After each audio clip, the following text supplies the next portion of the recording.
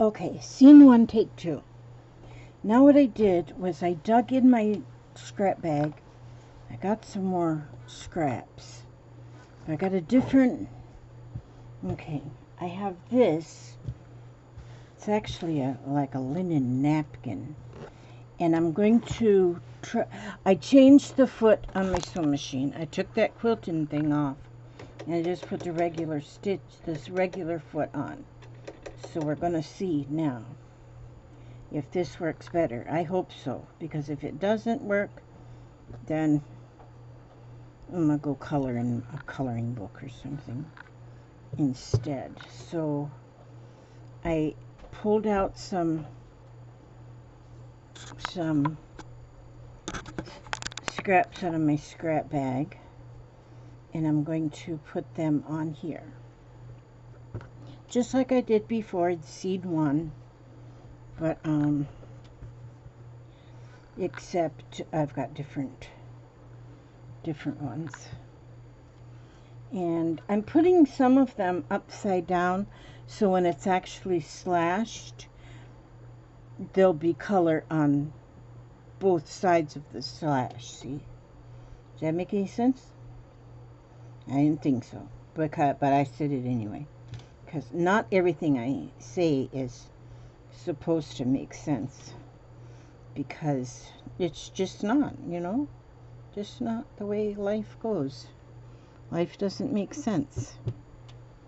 So I love this hair color, so I'm slapping that all over the place so I can see it everywhere. Okay, that's enough of that. Okay, and maybe I'm going to use white on the top of this, so it's just going to be white. Do I want to use this as kind of a silky? Throw that back in there. I do want some dark colors, though. And this is more like a bit of a upholstery. I think I'm not going to put that in there. And this is very silky, so no, I'm not going to put that on there either. I'm kind of scared now. I'm scared. So now let's see. We're going to just put stuff on here. And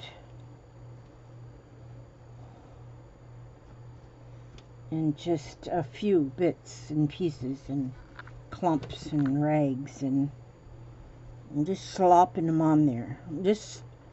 I'm just slopping them on there. That's what I'm doing. That's what this is called. It's a very tedious thing. It's just slopping things on. Look at this piece. That's cool. Slop that on there. And do I sound like I'm in a kind of a mood? I hope not. Sometimes I get in these like these, I don't know what it is. I just don't know. Well, okay, we're gonna make that go away. Go away, mood. Go away, mood. I don't want you here. Go away. Let's see. Let's put this. Because the piece I'm putting on the top is like white. It's a white piece of kind of linen. It actually came from an old tablecloth. Okay, let's put this down here. And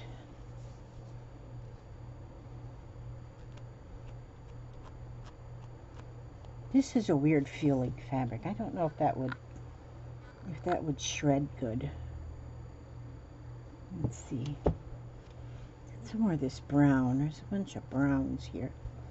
A little browner than you get downtown. Yeah, I used to know a singer that would sing about some country songs. One of them was about coffee. Had that line in it. A little browner than you get downtown. Oh yeah, back in the day. Okay, let's see. some of this red, white, and blue. Red, white, and blue. Now, if this one doesn't turn out, then I know I'm a complete flopola. You know what? I got the other one hanging on the clothesline. I washed it. Okay, let's see. How does this feel? Ooh, look at this. Let's put this in here. This is very colorful. Ooh, yeah. Ooh, yeah. Ooh, yeah. Ooh, yeah. Okay. Put some of that here and put some of it here. And then it's kind of thick in the middle. We gotta, let's put this here and this here. And we're gonna call this enough. Enough. Enough, Elizabeth. Okay. Then I'm gonna take this top piece, which is just a white piece of like linen cloth that was a tablecloth at one time, but I cut it to shreds. Who needs tablecloth? I'm telling you.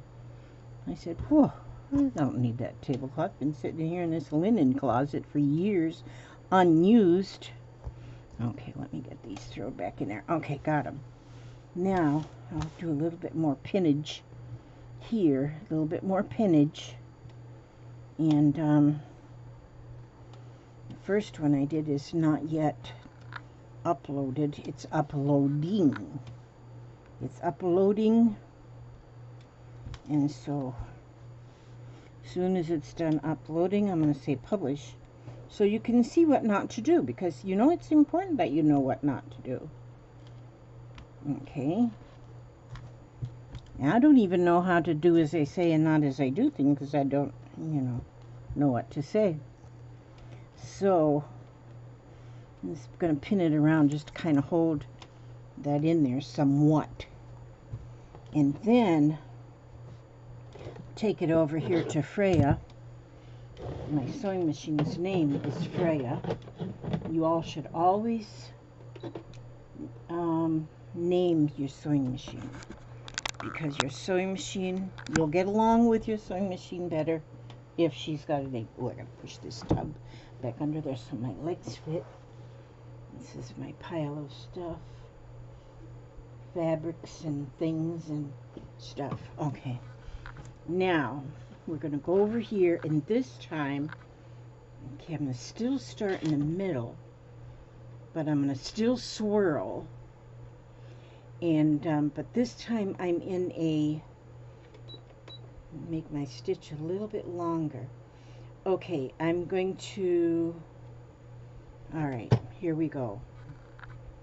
I'm hoping that I'll keep my widths between seams a little bit more better. See, now I got the feed dogs helping me. They had a good nap. And then I'm just going around and around and around we go. Where we stop, nobody knows. But see, now I'm getting my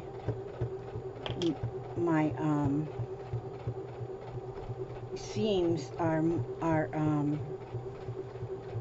a little bit better. I might have that one a little bit too wide. I don't know. But see, now this will be scene 1, take 2, and it's done a little bit differently. So we're going to see if this works better.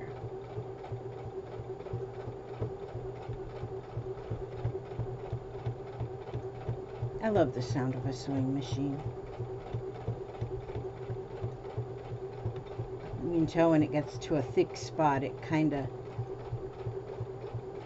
doesn't really like groan. It just kind of, you can just tell it's struggles just a little bit more. Not that it's really struggling. This is, I'm not saying that you're not a good sewing machine, Miss Freya. You're doing beautiful.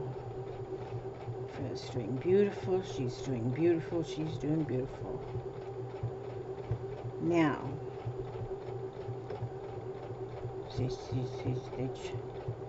so where, see, you can see this, if you can see that spiral, see, the spiral's getting bigger and bigger.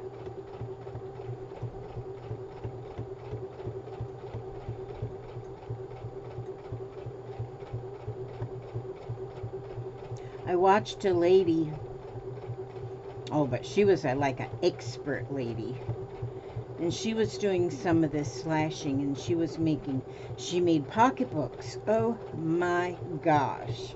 Her pocketbooks, beautiful, just beautiful. I should get her name. I didn't find a channel for her. I found where she was being like interviewed on another channel by another person. I need to find her name and check and see if she actually has a channel. Because, oh my word, in this video that I was watching, it was like 2011, that she did that. But, oh my gosh, her work was beautiful. She had, because some of her, well, I've done some other kind of slashing too, that I make a grid and then I slash the grid. And I've done just the straight lines, and I can do that pretty good, and they turn out to be really pretty. But this spiral thing is just something that she would do, and it turned out beautiful. But she was using the quilting foot, so she had total control of where her fabric went. But she did really, really good. I have this slow. I got it on a slower speed, because if I try to go any faster, I know that I might sew my finger or something. I don't want to do that. But I think if I do go slower, I'll keep my spiral a little bit better.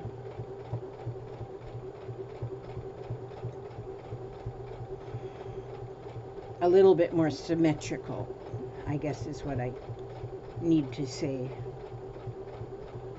So,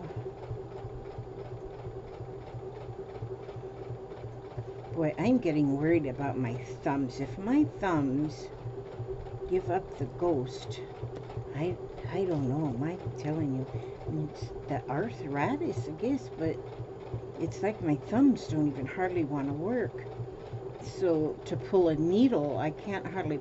Sometimes, if you get through a thick piece of something and you're trying to pull a needle through it, you've got to really grab it to pull it, and my thumb doesn't grab well. So I've got a pair of pliers that I pull with, which that's good. I can use the pliers. They can work as my thumb. I'd rather just have a good thumb or two. But both of my thumbs are doing the same way.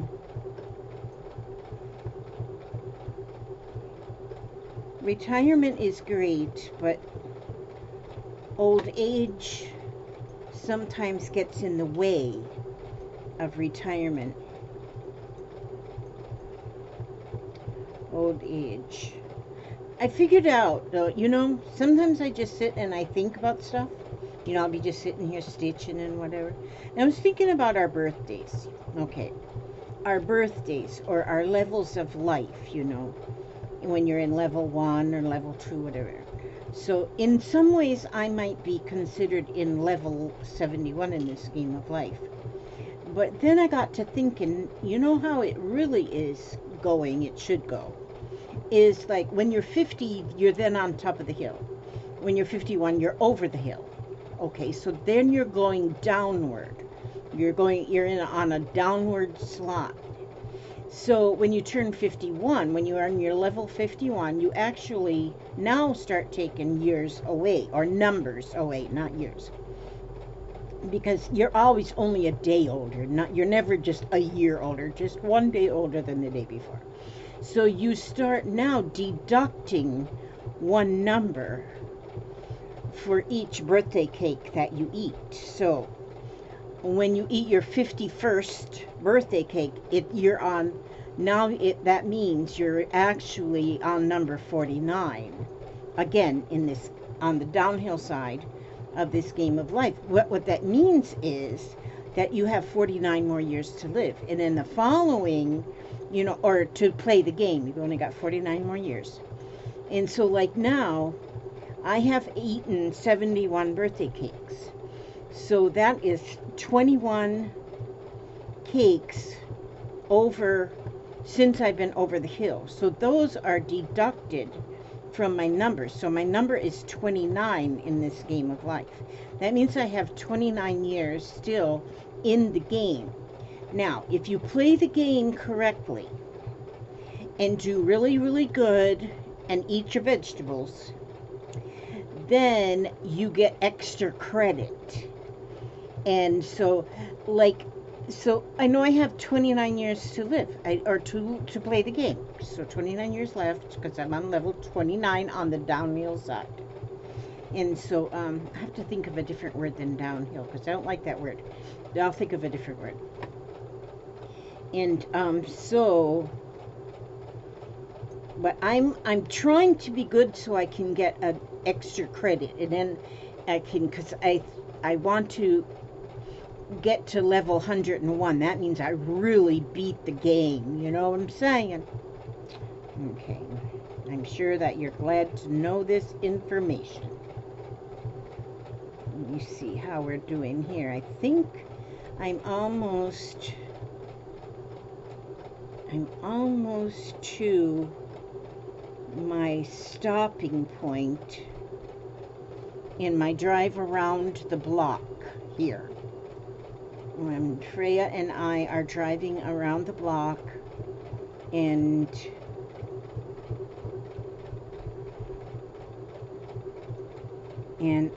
yeah, we're driving around the block. And so now, see, most people would say, I'll go ahead and pause this and get this all done, and then I'll get back, but I didn't do that because I just didn't.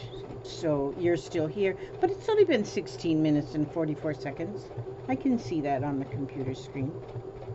So it's not like it's the end of the world.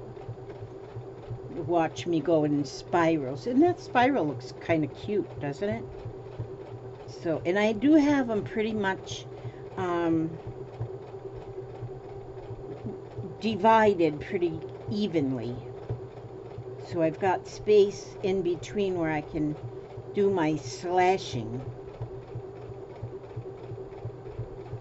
Okay, I think this is going to be my stopping point right down here.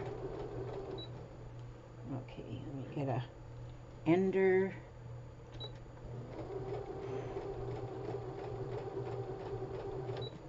And then let me cut my thread. Now we're gonna see. There we go. There we go. You see that? It's a spiral. Now, okay, I'm not gonna cut these ends off yet.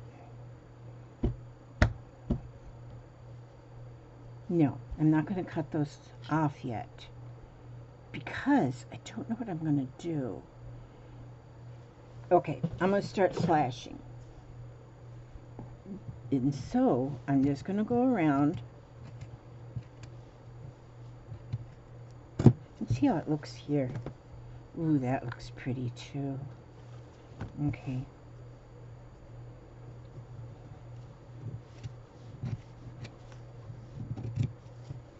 Okay, yeah, this is going to cut a lot easier. I gotta just make sure I do not cut that purple backing, because I do not want to do that.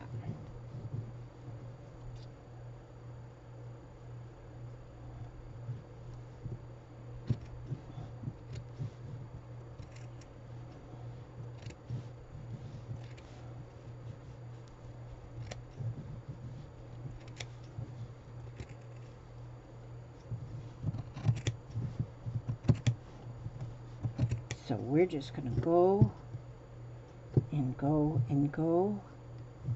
And yeah, this is cutting a lot better than trying to cut through that upholstery fabric, which I've got hanging on the clothesline right now. Drying out a little bit, but it's like really wet, so I don't know how that's going to work. Oop, that's a thick piece right there, but I'm getting it. Getting it. I'm getting her done. Getting her done.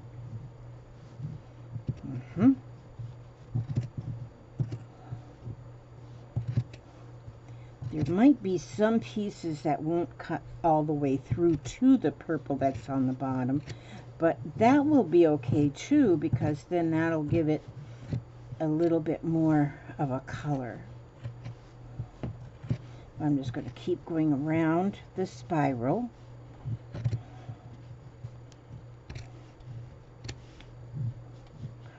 My mother used to have a pair of electric scissors. I just thought about them. You could take them and go and drive them around there. I wonder if you still can get electric scissors. Boy, that would be cool. Just electric scissors. And she had some of them things. I don't know if they sell them anymore. They just had little bitty blades, you know, just about 1.5 inches long. I don't know if they were electric or if they were battery powered. I don't remember. But I remember her using them. She was like a seamstress. Oh, man. She could make something out of nothing. I don't think you would call this stuff seamstressing. So, I did inherit her love of crafting, but she definitely did some awesome things. She didn't knit, though. She crocheted, and oh my gosh, the things that she crocheted were like absolutely amazing. I still have her crochet book, which is, I think she had it. I think I remember her telling me that she got it from her mother when she was first pregnant with my oldest brother, so that she could be making things for her layette. And that book, well, it was a hardback, but it's been used so much that the back is so, the covers are just soft now because it's been used so much. But I think she made near about everything in that book.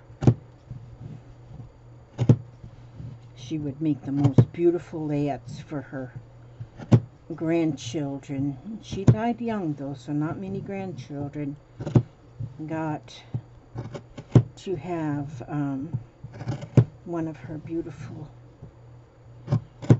pieces. Oh.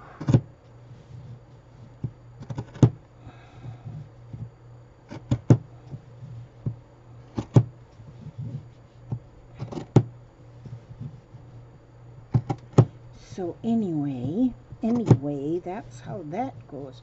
Why didn't I bring my drink bottle in here with me?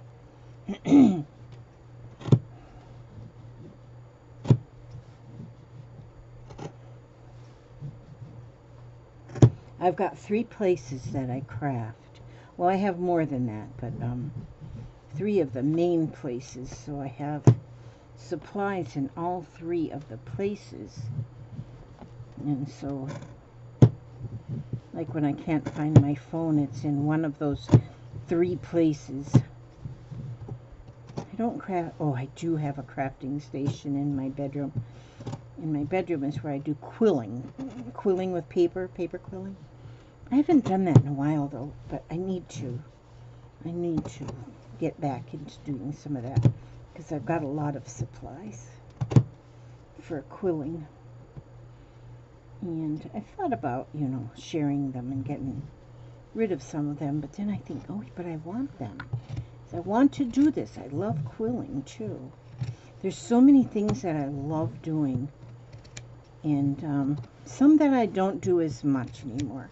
I don't do my encaustic painting anymore, because to do that, I did with encaustic wax, you know, I used a torch. I sometimes used it just with an iron, with an encaustic iron, but I did it like out on my open porch, and I used a torch to move the paint around, and I enjoyed that. I really enjoyed that. But now it's just got to where I don't do it anymore. So I mailed all of my supplies off in a Happy Mail to somebody who I thought would enjoy it and would try it. So I hope she does.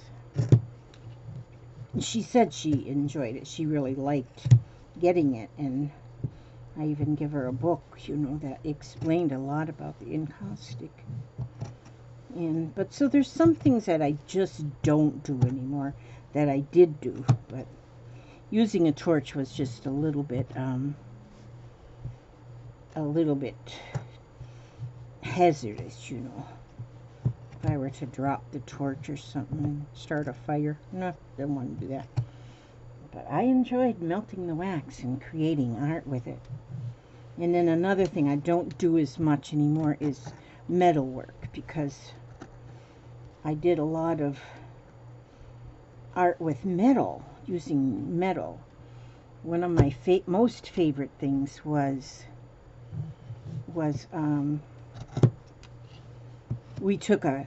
my husband and I took apart an old vintage typewriter. So we had the keys and we had all of the parts that put that typewriter together.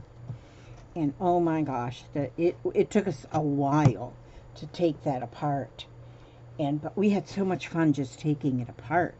But I used a lot of those pieces, and then other pieces too, of different metals, and I would do art with that. Now that I don't do as much anymore either, because I did like soldering and stuff in that, and so that's in the past as well. But I think now sewing, and I still do my paper crafting. I love that. And coloring, painting. Although I don't do a lot of painting, I'm not anywhere near an expert at painting. But oh, do I love it anyway. Okay, now see, I have all of that is slashed all the way around. Now that's slashed very nicely because I had better control of the sewing machine by using that the regular presser foot instead of the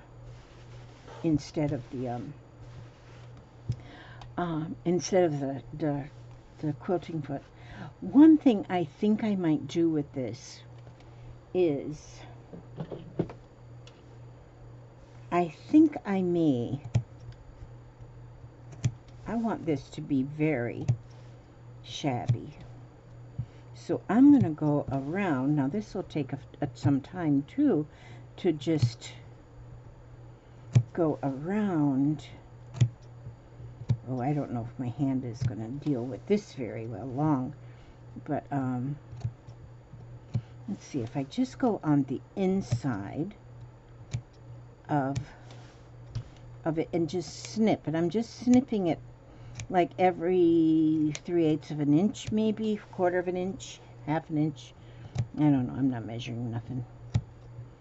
I'm allergic to measuring. And no, my hand isn't going to like this. It's going to stay on one side. When I wet this and wring it out and shake it and beat it against the chain link fence a couple times, it will get a lot more fringy. Yeah, this, I think I like this, and I think just staying on the inside to do the inside of each of the seams. So there's a seam, and then this is the inside, and then this is the outside. So I don't think I will clip the outside of the seam, just the inside of the seam. And that will give it a little bit more of shabbiness. Although once you wash it and dry it and shake it around, do the shake, do the shimmy, do the shake, it does get really frayed and it looks beautiful. And so when you're doing something like this, you can watch others that are doing it. that do it, that may have been doing it like forever too. But then when you start doing your own, you just come up with your own. You just then start saying, I wonder what would happen if I do and do this, and you know, and then you try something a little bit different, and so, and make it your own. And when we're doing something like this, there's no rules, no right, no wrong, no directions. You just do it. And see, that piece is not going to live there. Okay.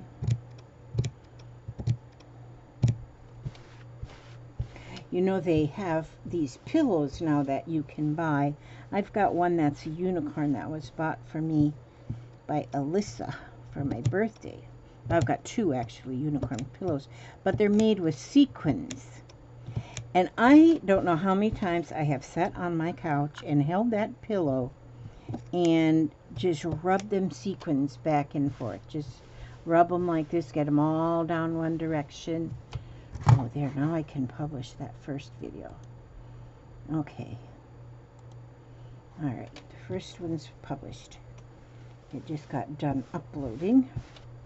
And so, but it's, you know, just rubbing that pillow, just rubbing those sequins on that pillow, and it changes the colors, you know. And I love that. And so I think of Aaron and Alyssa every time that I hold on to that pillow, which is a good thought, because we were all at a retreat together, at a crafting retreat together, and oh my gosh, we had such a great time. We were going to do it every year, but then of course the old pandemic kind of changed a lot of plans, and so now I don't know if I could actually go spend. I think we spent 4 days. It was 4 days. 4 days, glorious days. Oh my gosh. And we had such a good time, and we made lasting friendships is what we did. And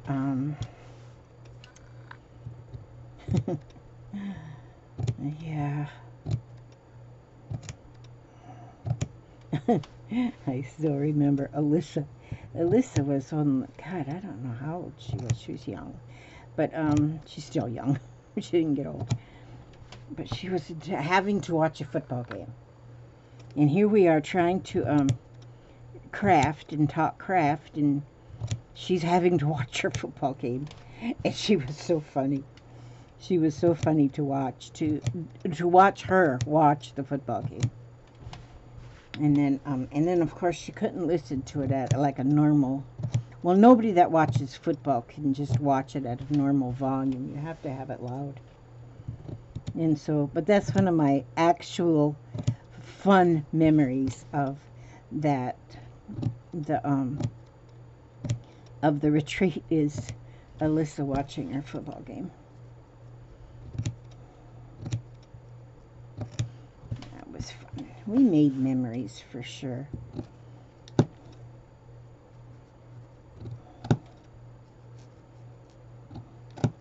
And Alyssa and Aaron don't live far from me. I mean, it's a good drive, you know, 2 or 3 hours, something like that. But and one day we're going to get together, because I want to see them again. But for now, we have to kind of keep ourselves, I don't know, safe. I don't understand all of that. Don't understand all there is to understand about all of that virus and pandemic and vaccine, and yeah. I guess there's always been something, though. Every generation has something. Something you live through. So, there's something you survive, probably, and everybody has their stories. When I was young, when I was your age, I walked to and from school in 8 feet of snow, uphill both ways. Yeah, I've heard that story. Yeah, so everybody's got their stories. I did walk to school one day. I just loved school. When I was in Minnesota, and so I was in like the 7th grade, sixth or 7th grade, and the buses couldn't run because the snow was just, the snowplows weren't keeping up with the back roads where we lived we lived dead in the middle of a farming community township, but I wanted to go to school, and so I got dressed, and because it was in walking distance. Well, it was a good probably mile and a half, but that was for me walking distance. I just says, I'm dressed, I'm going to walk to school. And so I did, and part the way through class, the teacher went by my desk and she goes, "Oh my word, Elizabeth." And I said, "What?" She goes, "Look at your ankles." Well, I looked down at my ankles and I didn't feel anything, but I had blisters on my ankles that were the size of probably a good baseball on the front of each ankle. And what had happened was I had froze my ankles because my boots that I was wearing, they zipped up the front, they had fur around, but I walked in so much deep snow that the snow got into my boots, inside of my boots. And so I knew my feet were cold, but, not that bad. And so when I got, to school, I took off my winter things and hung them in the cloakroom, and then sat down at my desk and was doing my work. And I could not believe them blisters. I said, why in the world? Because you just think about blisters as being something you get when you burn yourself. And so she had to call my mom. And my mom come and picked me up from school, brought me to the doctor, which at the time, Dr. Pumala, how can I remember that man's name? Dr. Pumala in Cloquet. But Dr. Pumala told us to just do not burst the blister. Just leave it as it is and do not burst the blister. If I burst the blister, then I would be in trouble. So we were very careful as not to burst the blister. And he said that after a while, that's going to be healing from the inside, And so he said after a while that blister is going to start shrinking. And I can't remember if I had to go back to the doctor again to have it checked. I don't remember that part. But I do remember having to be guarded. It's like, don't anybody get around Elizabeth. Do not pop them blisters. And so, but they were funny. They was big blisters because it was just that front part of my ankle where the snow had gotten in my boots. And so, yeah, that was my walking to school story. So,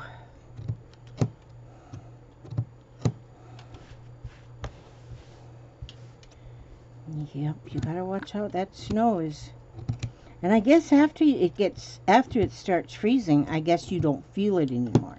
You don't feel the cold or whatever. And so, and we're so used to the cold, up there at the time, that you didn't even really think much of it. And so,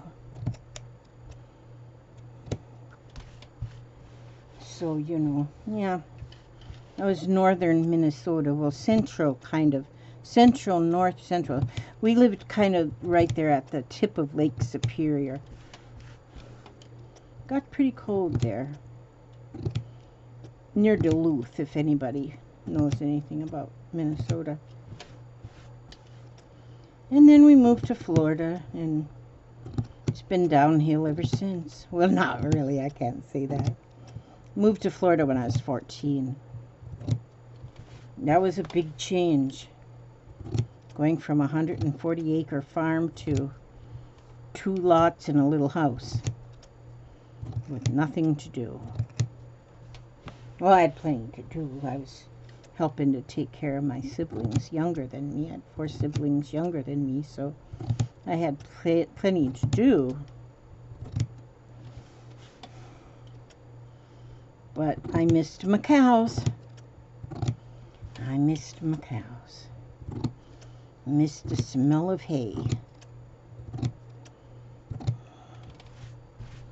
I was sitting on the porch one day and Papa was out mowing, and God, I got a whiff of that grass as he was mowing, and it smelled so much. The smell just reminded me of the farm during haymaking season. And oh my gosh, my memories just went back to the farm, and it was, I just wanted to keep inhaling. I didn't want to exhale. I wanted to keep that smell. Keep that smell. So, and I love to bake cinnamon rolls because my grandmother baked her weight in cinnamon rolls, I believe. And so whenever I bake cinnamon rolls and I smell them baking, I smell my grandmother. I mean, I smell her. That's when my memories just flash back to my grandmother baking her cinnamon rolls. It's amazing how smells or sounds can bring back memories. And we like those memories. And you know, and when you get up to my age, people in my age bracket, we kind of almost depend on those memories. And memories of our childhood and when our children were small, and the things that we did, the things we accomplished. I mean, me and Papa, we're constantly reminiscing about when kids were little or when we were little and stuff. And that is fun. You almost relive those days in your memories, and it's just makes for the best conversation. And I love it. I just think when we get to talking, it's like when we get to talking and rehashing our past. I mean, and there's good and bad stuff to or I should say good and not so good things to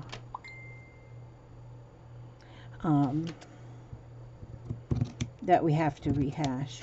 Have to get those things rehashed, you know. Can't let those memories die.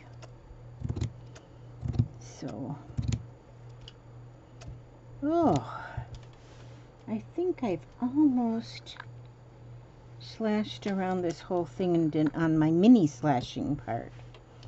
And see, you know, when you're doing something like this, and it seems like, oh, it's just taking forever. Well, then you think about, like, I am just talking and, you know, kind of reminiscing kind of thing. But, you know, if you just have those thoughts, you know, just think about, just say, okay, let's put my whole first decade of life into perspective, and let's think about what can I remember of between my birth and my 10th birthday, my first decade of life. And you just start thinking about just that decade and just kind of remember and force yourself to remember. Or actually, if you just suggest it to yourself, usually then you'll start remembering just that one decade. I put my decades of life like in a Russian nesting doll. And so the one that I have is it's seven dolls, and so it only goes up to my 7th decade, and I'm now in my 8th decade. So, but I use those nesting dolls sometimes, and one fits inside the other, and so you know that first decade is right there in the center. And then the second decade, you are from 10 to 20. And you think about, okay, let me think about the second decade, 10 to 20. Oh, wow. And I'm sure That is your most busy, you. Your second decade is your busiest decade. I am telling you, because you go into that decade at 10 years old. You come out of that decade at 20. What changes? Oh my word, when you think about the changes in that second decade. Because you go into it as a child and you come out of it. You may already have children. You are an adult. You go into it as a child, you come out of it as an adult. And some are already like in the military. So many things in that second decade.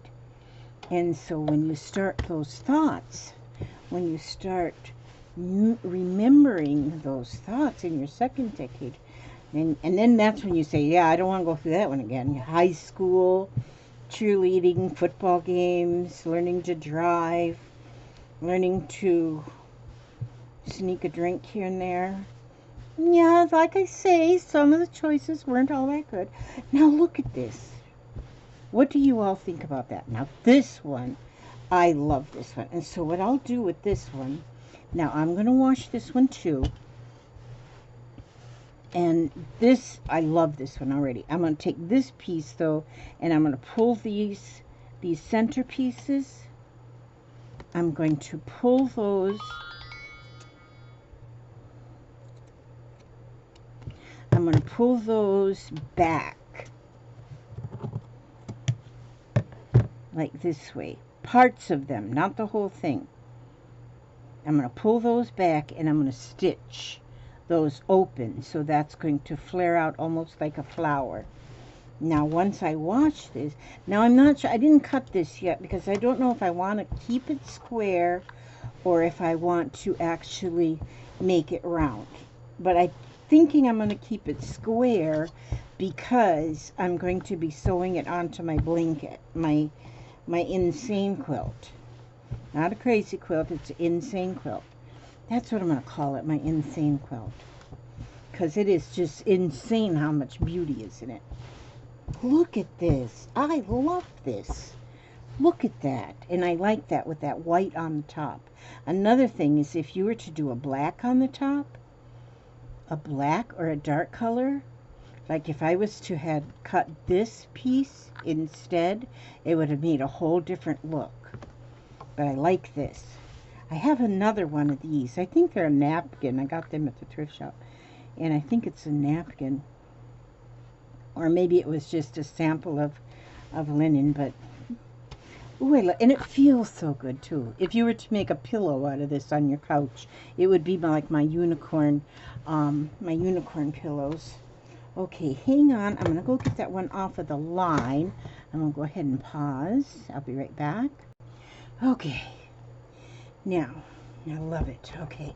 So, now this is the one that I did earlier. And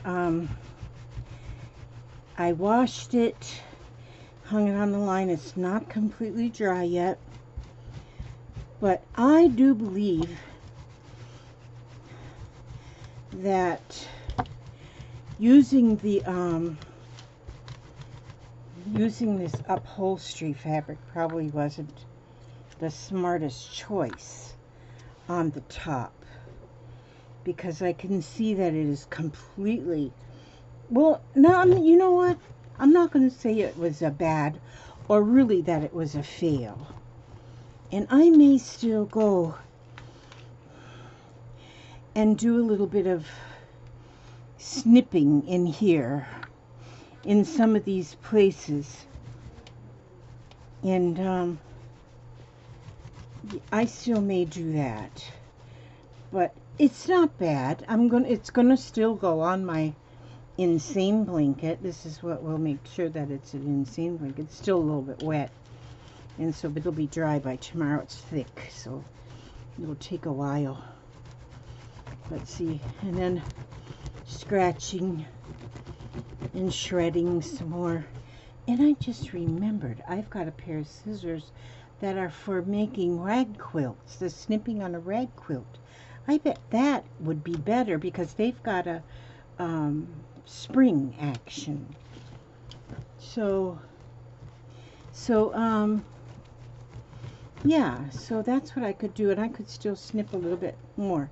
But this one, I'm not just, like, I called it a fail in my first video, but it's not really a fail. It's just, when you're learning something, nothing is a failure. And when it comes to something like this, it's not a failure. Never, never, never a failure. Some might not be just as, you know, this one is just a little bit more different than this one. So, and I think also I learned on this one that I think I want to always have just a simple, single color. If I do something like this, the white here, or it's like a cream color on the top, I think I like that better than having this, which had a print in it. I would have probably liked this side slashed better than this side. But like I say, this is not bad. And if I take this and then I put a cluster of 3 yo-yos on one spot of it, and put buttons on the yo-yos, and then maybe put a little rickrack down here as a stem, and then a leaf here and here, and have a flower on it, you know, then that would liven this up too, and it might make me happier. I'm happy already, but it's always good to be happier. Okay, now I'm going to go back to this book right here again, the For All Seasons, because I didn't get to read a lot of my Easter things, or spring. Oh, then it goes to Mother's Day. So I'm going to here, we're going to do this one. An Easter prayer. God gives, why didn't I bring my glasses in with me? Do I have a pair here? Oh, I do have a pair here. My old ones, but at least they got bifocals. Oh, yeah.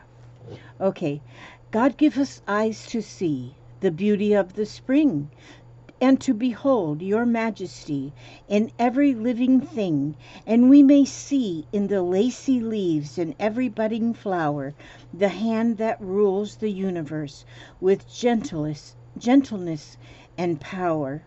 And may this Easter grandeur that spring lavishly imparts awaken faded flowers of faith lying dormant in our hearts.